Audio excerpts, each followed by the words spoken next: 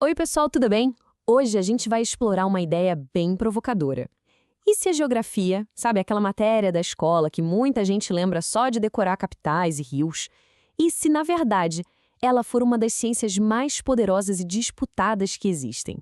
Vamos começar com uma pergunta que, olha, talvez muita gente se identifique. Por que as aulas de geografia na escola pareciam tão, sei lá, distantes da nossa realidade, tão desconectadas dos grandes problemas do mundo, né? Então a resposta, segundo o geógrafo Yves Lacoste, é que isso não foi um acidente. A geografia que se ensina tanto na universidade quanto nas escolas foi intencionalmente esvaziada. Tiraram dela todo o seu potencial estratégico e político. Pois é, vamos entender essa história direito. Para começar, vamos mergulhar nessa crítica de que a geografia acadêmica foi, na prática, desenhada para não servir para muita coisa. O Lacoste chega a citar um geógrafo que fala isso com maior orgulho. Era quase como se gabar de não entrar em considerações abstratas, de focar só no que é concreto, no descritivo. Só que, por trás dessa atitude, se escondia um problema bem maior.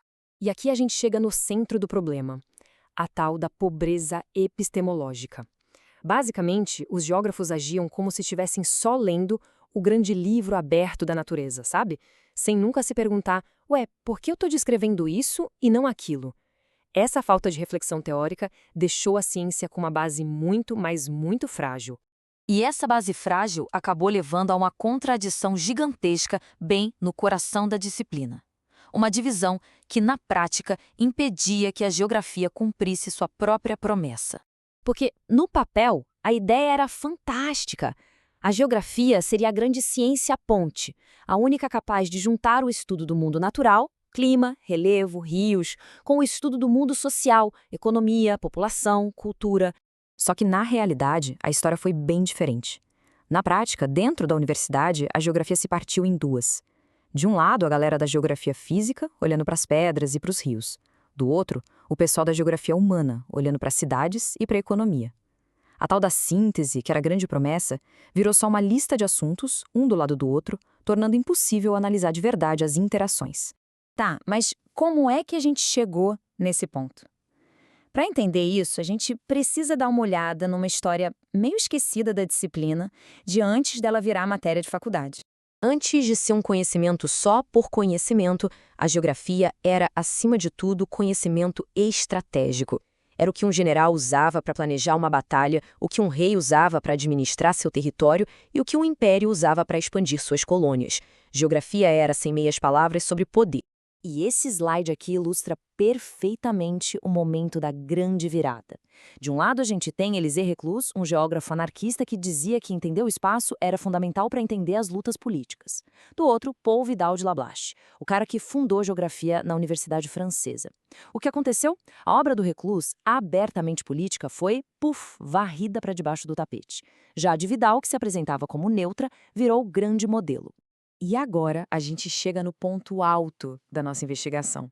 Na prova que mostra como essa limpeza do caráter político da geografia foi algo pensado, foi deliberado. Essa frase, que foi atribuída a Vidal de Lablache, virou o grande lema da nova geografia universitária. Ela basicamente separa o estudo do espaço do estudo do poder e das relações sociais que acontecem nesse espaço. Parecia uma frase científica, neutra, mas o efeito dela foi profundamente político. E aqui está a grande revelação. O mesmo Vidal de Lablache, o autor daquele famoso e apolítico quadro da França, também escreveu A França do Leste. E olha, dá uma olhada na diferença. Enquanto um livro foca no campo, na paisagem e foge da política, o outro mergulha de cabeça na geopolítica, na indústria, fala de relações de classe e da rivalidade entre países para justificar a retomada de territórios durante a Primeira Guerra. Então, a pergunta de $1 milhão é essa, né? Por que a disciplina inteira celebrou o livro apolítico do Vidal, mas enterrou completamente essa outra obra-prima geopolítica dele? A existência desse segundo livro prova que ele sabia e muito bem como fazer uma análise de poder. Então, por que a geografia que ele ajudou a fundar escolheu não fazer isso? A resposta, gente, está no medo. Um medo profundo de lidar com as questões de poder que assombravam a Europa no comecinho do século XX. E essa citação é matadora. E nem vem de um geógrafo, mas de um historiador famosíssimo, o Lucien Febvre. Foi ele quem, de certa forma, ditou as regras. Ao dizer o solo, não o estado, ele estava desenhando uma linha no chão. A geografia que cuide do palco, do cenário, do solo. Já a história, e só a história, é que ia cuidar dos atores principais, do drama do poder. O Estado, a política, a guerra. O resultado foi a criação de uma geografia modesta, como o próprio Febvre chamou. A palavra geopolítica virou quase um palavrão, porque era associada ao inimigo alemão da época. E com isso, os geógrafos voluntariamente abriram mão da sua ferramenta mais poderosa, a capacidade de analisar as questões mais quentes e urgentes do seu tempo. Mas o Lacoste não fica só na crítica, não. Ele propõe um caminho para a gente revitalizar a geografia e devolver o poder de análise dela para todo mundo. E esse diagrama aqui ilustra a ferramenta principal dele. A ideia é muito poderosa. Para entender qualquer coisa, pode ser um conflito na vizinhança, uma crise econômica ou uma questão ambiental. É preciso analisar isso em diferentes escalas de espaço. O que acontece no nível local, aqui nos 10 quilômetros, só faz sentido de verdade quando a gente conecta com o regional, o nacional e até o global.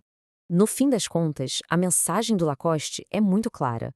Geografia de verdade não é uma coleção de fatos para decorar.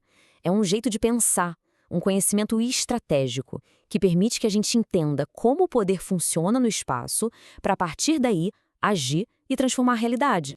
E isso tudo nos deixa com uma última pergunta para refletir. Se o conhecimento geográfico é uma forma de poder, quem é que hoje tem o poder de definir os nossos mapas, as nossas fronteiras e o jeito como a gente enxerga os espaços em que a gente vive? Pensar sobre isso já é o primeiro passo para a gente reivindicar essa ciência para nós. Valeu pela companhia e até a próxima!